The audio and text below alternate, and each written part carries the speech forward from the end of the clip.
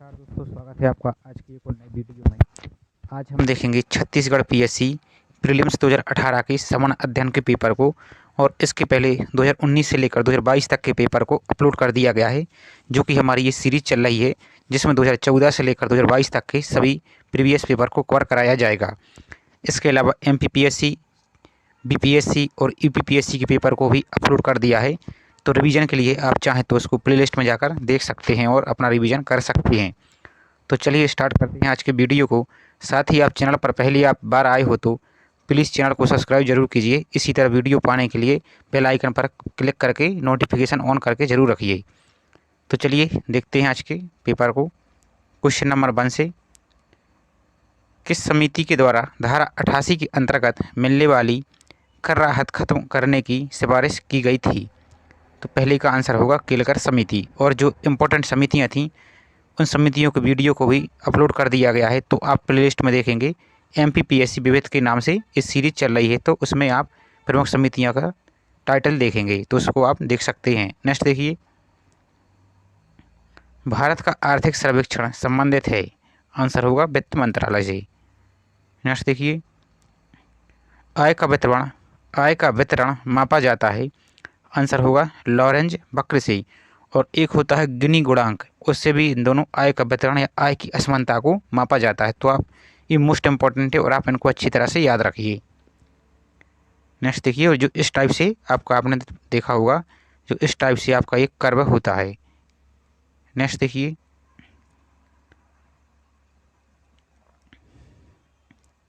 संविधान के किस अनुच्छेद में वयस्क मताधिकार को मान्यता दी गई है? आंसर होगा अनुच्छेद 326 में। नेक्स्ट देखिए, और जो इम्पोर्टेंट आर्टिकल हैं आप इनको भी अच्छी तरह से याद रखिए। नेक्स्ट है, संविधान के किस अनुच्छेद में कानून का समान संरक्षण प्रावधान है? यानी कानून के समक्ष संरक्षण का प्रावधान है, तो अनुच्छेद 14 के तहत। नेक्स्ट है, संविधान के अनुच्छेद 26 में धार्मिक कार्यों के प्रबंध की स्वतंत्रता पर क्या प्रतिबंध लगाया गया है? तो छठवें का आंसर देखते हैं, डी होगा। देख लेते हैं, यानी 1, 1, 4 और 5, 1, 4 और 5, तो लोक व्यवस्था, सदाचार और स्वास्थ्य संबंधी पर प्रतिबंध लगाया गया है। नेक्स्ट देखिए, कौन सी भाषा संविधान की 8वीं अनुसूची में शामिल नहीं है? तो ये इम्पोर्टेंट क्वेश्चन है और आप बार बार इस पर कन्फ्यूज होते हैं संस्कृत को लेकर और इंग्लिश को लेकर। तो 8वीं अनुसूची में इंग्लिश शामिल नहीं है, जबकि संस्कृत शामिल है। और जो इम्पोर्टेंट है, इसको 2004 के आसपास इसको शामिल किया गया था, किसको? संस्कृत को। तो इसका आंसर है 8वीं अनुसूची में कौन शामिल नहीं है? तो इंग्लिश या अंग्रेजी शामिल नहीं है, जबकि ये सभी शामिल है। नेक्स्ट देखिए, धन विधेयक को कौन प्रमाणित करता है? आंसर होगा स्पीकर, यानी लोकसभा अध्यक्ष। नेक्स्ट है, संविधान के अनुसार इनमें से राष्ट्रपति की विधायी शक्ति कौन सी है? आंसर होगा अध्यादेश जारी करना, जो कि आर्टिकल 123 के तहत। नेक्स्ट है, यदि राष्ट्रपति ने संसद के संयुक्त सत्र के लिए अधिसूचना जारी कर दी है और इस बीच लोकसभा विघटित हो जाए तो क्या होगा? आंसर होगा संयुक्त सत्र यथा समय आहूत होगा। नेक्स्ट, निम्नांकित में से कौन सबसे महत्वपूर्ण सोयाबीन उत्पादक राज्य है? आंसर होगा मध्य प्रदेश। नेक्स्ट, और सोयाबीन का बोटनी का नाम क्या है? तो ग्लाइसिन मैक्स, आप इसको भी याद रखिए। नेक्स्ट है, निम्नांकित में से किस राज्य में वर्ष 2011 में अनुसूचित जनजातियों की जनसंख्या देश में सर्वाधिक है? तो 12 का आंसर होगा सी, यानी मध्य प्रदेश। यानी एसटी की जनसंख्या सबसे अधिक किस में है? तो मध्य प्रदेश में। और यदि एससी की पूछी जाए तो उत्तर प्रदेश। नेक्स्ट देखिए, निम्नांकित प्रवास के प्रकारों में से भारत में गमनागमन में वर्ष 2011 में किसका सर्वाधिक हिस्सा है? तो आंसर होगा गांव से गांव में।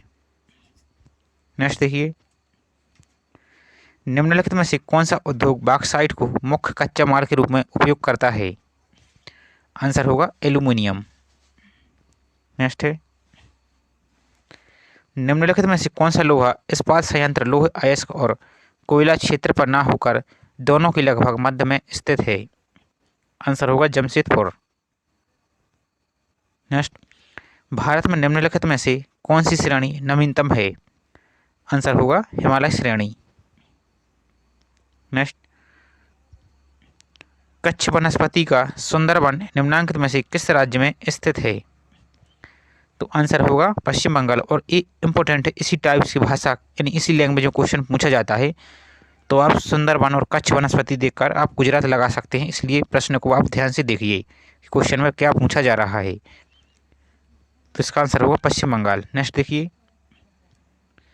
मध्य प्रदेश का मलाज खंड निम्न में से किस खनिज उत्पादन के लिए देश में अग्रणी है? तो आंसर होगा तांबा के लिए। नेक्स्ट देखिए, 10 रोजा पत्रिका राष्ट्रीय आंदोलन के दौरान किसने प्रारंभ की थी? और ये भी मोस्ट इंपॉर्टेंट क्वेश्चन है। तो 19 का आंसर होगा बी यानी अब्दुल गफ्फार खान। नेक्स्ट, महात्मा गांधी द्वारा दक्षिण अफ्रीका में प्रकाशित समाचार पत्र का नाम क्या था? आंसर होगा द इंडियन ओपिनियन। नेक्स्ट देखिए, आगरा नगर की स्थापना किस शासक ने की थी? आंसर होगा सिकंदर लोधी ने। निम्नलिखित में से किसने पुरातत्व सर्वेक्षण विभाग की स्थापना की थी? तो इसके लिए आयोग ने डिलीट कर दिया है, तो आप इसको छोड़ सकते हैं। नेक्स्ट है, निम्नलिखित में से कौन से शासक ने बौद्ध मत के विस्तार में योगदान नहीं दिया? तो 23 का आंसर होगा डी पुष्यमित्र शुंग। ये क्या है? तो ये ब्राह्मण धर्म का अनुयायी था, जबकि हर्षवर्धन, कनिष्क और अशोक इन्होंने बौद्ध धर्म के उत्थान में महत्वपूर्ण भूमिका निभाई है। नेक्स्ट देखिए, और पुष्यमित्र शुंग ने स्तूपों को तोड़वा दिया था। नेक्स्ट देखिए, निम्नलिखित में से किसने पूर्वी बंगाल से लेकर पेशावर तक सड़क-ए-आजम कहलाई जाने वाली सड़क बनवाई थी? 24 का आंसर होगा डी यानी शेरशाह सूरी ने। और शेरशाह का मकबरा कहाँ है? तो सासाराम बिहार में, जो कि वर्तमान में रोहतास जिला के नाम से जाना जाता है। नेक्स्ट देखिए, सत्यशोधक समाज की स्थापना किसने की थी? आंसर होगा ज्योतिबा फुले के द्वारा। नेक्स्ट देखिए, भारतीय सुदूर संवेदन संस्थान कहाँ स्थित है? Indian institute of remote sensing. आप इंग्लिश में भी देखते जाइए। तो 26 का आंसर होगा देहरादून में। नेक्स्ट, अंतर्राष्ट्रीय योग दिवस कब मनाया जाता है? आंसर होगा 21 जून को। निम्नलिखित में से कौन सा नवीकरणीय ऊर्जा का स्रोत है? 28 का आंसर होगा बायोमास, यानी जिसका पुनः चक्रण होता रहता है या किया जाता है, तो उसे नवीकरणीय ऊर्जा स्रोत कहते हैं। और इनके आप इंग्लिश नाम भी देखते जाइए। नेक्स्ट देखिए, इसे अपरंपरागत ऊर्जा के स्रोत के नाम से भी जानते हैं। और जबकि परंपरागत जैसे कोयला, पेट्रोलियम, मिट्टी का तेल क्या है? परंपरागत कोयला यानी ईंधन के स्रोत हैं। नेक्स्ट देखिए, कौन से राज्य में हलाम, नोटी या जनजाति मुख्य रूप से पाए जाते हैं? 29 का आंसर होगा त्रिपुरा। नेक्स्ट है, भारत में जैव विविधता अधिनियम किस वर्ष पारित हुआ था? तो 30 का आंसर होगा 2002 में। और जो इम्पोर्टेंट पर्यावरण से संबंधित एक्ट और अधिनियम थे उनके लिए भी MPPSC विविध की सीरीज के नाम से जो सीरीज है उसमें इनको कवर कर लिया है। तो आप इनको भी अच्छी तरह से देख लीजिए, जो कि इम्पोर्टेंट है और क्वेश्चन पूछे जा रहे हैं, आप यहाँ से समझ सकते हैं। नेक्स्ट देखिए, हिमाचल प्रदेश के उच्च न्यायालय के मुख्य न्यायाधीश कौन है? तो ये पुराना क्वेश्चन है, आप इसको वर्तमान को याद रखिए। नेक्स्ट देखिए, 2017 में वरिष्ठ नागरिकों के लिए राष्ट्रीय वायुश्री योजना कौन से शहर से शुरू की गई? तो 32 का आंसर है। इसके लिए आयोग ने डिलीट कर दिया है और आप इसको छोड़ सकते हैं, ये पुराना करंट का क्वेश्चन है। नेक्स्ट देखिए, 2018 में भारोत्तोलन के लिए राजीव गांधी खेल रत्न पुरस्कार किसे प्रदान किया गया? तो आंसर होगा M मीराबाई चानू को। और अब जो इम्पोर्टेंट है नई डाटा है जैसे 2022, 2023, इनके लिए आप याद रखिए। नेक्स्ट है, कौन से देश ने सैफ सुजुकी कप 2018 फुटबॉल प्रतियोगिता जीती? तो आप इन सभी टाइप के क्वेश्चन को वर्तमान के करंट के डाटा से अपडेट करके देखते जाइए। तो इसका आंसर होगा मालदीव। नेक्स्ट है, मानव विकास रिपोर्ट 2018 के अनुसार मानव विकास सूचकांक में प्रथम रैंक का देश कौन सा है? तो 35 का आंसर होगा डी। और ये देश लगभग हर बार प्रथम स्थान पर होते हैं, छोटे देश हैं। नेक्स्ट देखिए, अक्टूबर 2018, इनको आप छोड़ सकते हैं, पुराना क्वेश्चन है। अब वर्तमान के देखते जाइए, जो करंट के हैं इनको आप छोड़ते जाइए। नेक्स्ट देखिए, विनय पत्रिका के रचयिता कौन है? 39 का आंसर होगा तुलसीदास। नेक्स्ट देखिए, और एक कबीरदास जी का 2022 के प्रीलिम्स में एक स्टेटमेंट आया था, यानी कि एक दोहा आया था कि पोथी पढ़ पढ़ जग मुआ, पंडित हुआ न कोई, इस टाइप का आया था। तो उसका आंसर भी कबीरदास था। तो इनके आप जो यानी जो इनके श्लोक दिए गए हैं, वाणियाँ दी गई हैं, आप इनको भी याद रखिए। नेक्स्ट देखिए, केवल प्रत्यक्ष प्रमाण को कौन स्वीकार करता है? 40 का आंसर होगा चारवाक। और इसी दर्शन को अतिवादी दर्शन के नाम से भी जाना जाता है। तो आप इथिक्स में इनको पढ़ेंगे। नेक्स्ट देखिए, न्याय दर्शन का प्रतिपादक कौन है? 41 का आंसर होगा महर्षि गौतम। और सांख्य दर्शन के महर्षि कपिल। और आप इनको जो इम्पोर्टेंट हो और इनसे संबंधित दर्शन को देख लीजिए। नेक्स्ट देखिए, स्यादवाद संबंधित है, यानी किस धर्म से ये संबंधित है? तो आंसर होगा जैन धर्म से। और जो इम्पोर्टेंट है, यानी इनके अनुसार किसी भी सत्य के अलग अलग पहलू होते हैं, इनका ये दर्शन का मूल है। नेक्स्ट देखिए, अपूर्व का सिद्धांत किससे संबंधित है? 43 का आंसर होगा डी, यानी मीमांसा दर्शन से। नेक्स्ट देखिए, इनमें से कौन सा एक सूक्ष्मजीवी कीटनाशक है? तो 44 का आंसर होगा बेसिलस थोरिजिरेंसिस, यानी जिसे आप बीटी कपास, बीटी बैगन के नाम पढ़ते हैं, साइंस एंड टेक्नोलॉजी में पढ़ेंगे। तो ये वही बैक्टीरिया है, यानी जीवाणु है। और इसी के जीन को प्रविष्ट कराकर आपकी बीटी कपास हुआ, बीटी बैगन हुआ, उसमें इसके जीन को डाला जाता है और ट्रांसजेनिक फसलें या उत्पाद प्राप्त किए जाते हैं। और जैसे बीटी बैगन में इसका जीन को डालते हैं, तो जो कीट होते हैं उसको कीट के प्रति ये प्रतिरोधक क्षमता इसमें उत्पन्न हो जाती है, और जिससे कीट को ये नष्ट कर देते हैं। और इस पर हालांकि ये सरकार के द्वारा कुछ जगहों पर इस पर रोक भी है। तो आप इनको जब साइंस एंड टेक्नोलॉजी में पढ़ेंगे तो आपको ये सब जानकारी प्राप्त होगी। नेक्स्ट देखिए, बेकिंग सोडा है, यानी बेकिंग सोडा का सूत्र आपको बताना है। आंसर होगा NaCO3। NaHCO3। 45 का आंसर होगा सी। नेक्स्ट देखिए, भू स्तर उपग्रह घूमता है, यानी भू स्तर उपग्रह घूमता है। तो 46 का आंसर होगा बी, स्थिर ऊंचाई पर।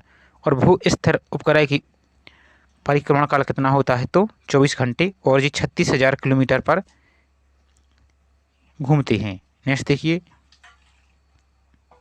भारत के द्वारा निर्मित हल्के लड़ाकू विमान का नाम क्या है?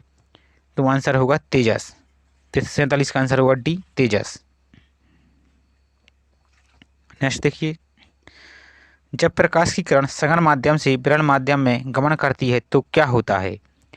आंसर होगा इसकी चाल बढ़ जाती है तथा अभिलंब से दूर हट जाती है। नेक्स्ट देखिए, किसी एसी जनरेटर तथा डीसी जनरेटर में एक मूलभूत अंतर क्या है? और जो मोस्ट इंपॉर्टेंट है, आप इन दोनों के अंतर को याद रखिए। तो 49 का आंसर होगा बी, यानी एसी जनरेटर में सर्पी वलय होते हैं, जबकि डीसी जनरेटर में द्वैक परिवर्तक होते हैं। और आप कमेंट में बता सकते हैं कि जो ट्रांसफार्मर होते हैं वो कौन सी धारा उत्पन्न करते हैं और किस धारा में बदलते हैं। ये इम्पोर्टेंट है। एसी को डीसी में बदलते हैं या उच्च एसी को निम्न एसी में बदलते हैं। आप चाहें तो कमेंट में बता सकते हैं, आपके लिए होमवर्क है। नेक्स्ट देखिए, निम्नलिखित में से कौन से एक अम्लीय विलयन का संभव पीएच होता है, यानी पीएच मान है? तो 50 का आंसर होगा 6। नेक्स्ट देखिए, अब किस जनजाति के नाम पर नाट प्रसिद्ध है? इनका उनका आंसर देखते हैं। तो आंसर होगा भतरा। नेक्स्ट देखिए, पाइक किस जनजाति से संबंधित है? आंसर होगा कंबर से। नेक्स्ट देखिए, धूमकुरिया किस जनजाति का युवा ग्रह है? 53 का आंसर होगा ओराव जनजाति का। नेक्स्ट देखिए, निम्न में से कौन बस्तर अंचल की बोली नहीं है? चमन का आंसर होगा डी, सादरी। और ये छत्तीसगढ़ स्पेशल है, तो इनको छोड़ सकते हैं। जो जीएस का क्वेश्चन है आप सिर्फ उनको करते जाइए। नेक्स्ट क्वेश्चन देखिए जीएस का, इनमें से बताना है कि क्या वैध नहीं है, यानी क्या सही नहीं है। तो 90 का आंसर होगा डी।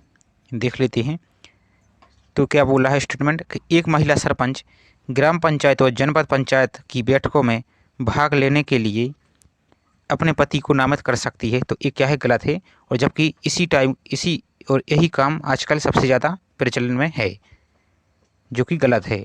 जबकि अन्य स्टेटमेंट सही है, देख लेते हैं। एक विधायक जो जनपद पंचायत का पदेन सदस्य है बैठक में भाग लेने के लिए प्रतिनिधि नामित कर सकता है, सही है। एक लोकसभा सदस्य जो जिला पंचायत का पदेन सदस्य है बैठक में भाग लेने के लिए प्रतिनिधि नामित कर सकता है, ये भी सही है। नेक्स्ट देखिए, एक राज्यसभा सदस्य जो जिला पंचायत का पदेन सदस्य है बैठक में भाग लेने के लिए प्रतिनिधि नामित कर सकता है, तो ये सभी सही हैं। ये क्या है, गलत है। नेक्स्ट देखिए, क्या सही है। अब आपको इनमें से बताना कि कौन सा स्टेटमेंट सही है। तो 91 का आंसर होगा डी, यानी पहला, दूसरा और पाँचवा। पहला, दूसरा और पाँचवा सही है, देख लेते हैं। एक ग्राम पंचायत में एकाधिक ग्राम हो सकते हैं, सही है। ग्राम सभा की बैठक प्रत्येक ग्राम में होती, ये भी सही है। और ग्राम पंचायत की बैठक ग्राम पंचायत के मुख्यालय में होती है, तो ये भी सही है।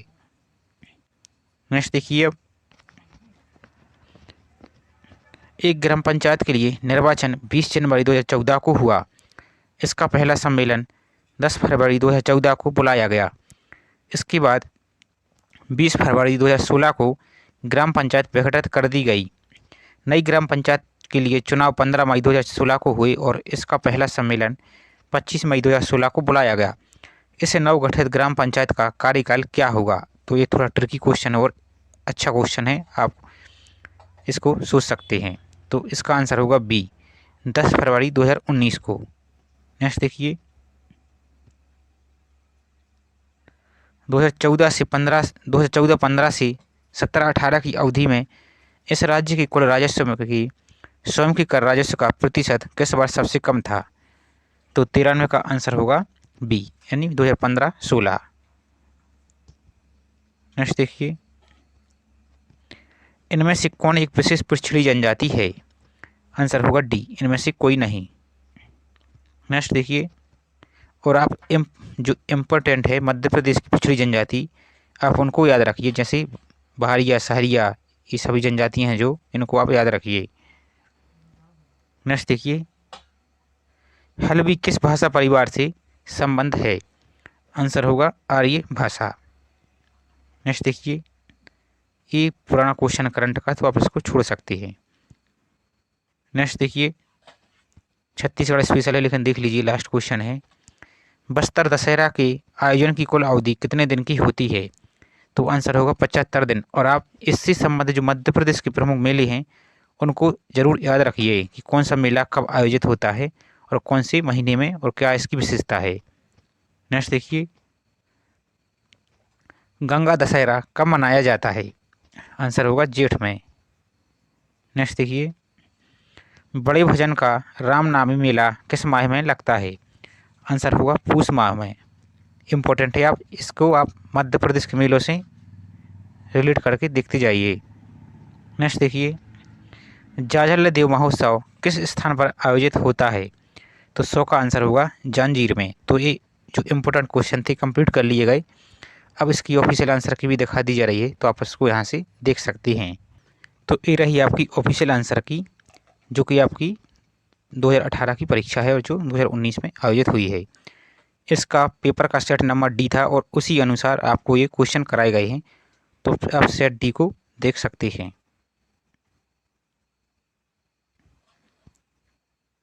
ये रही आपकी पेपर की आंसर की सेट डी।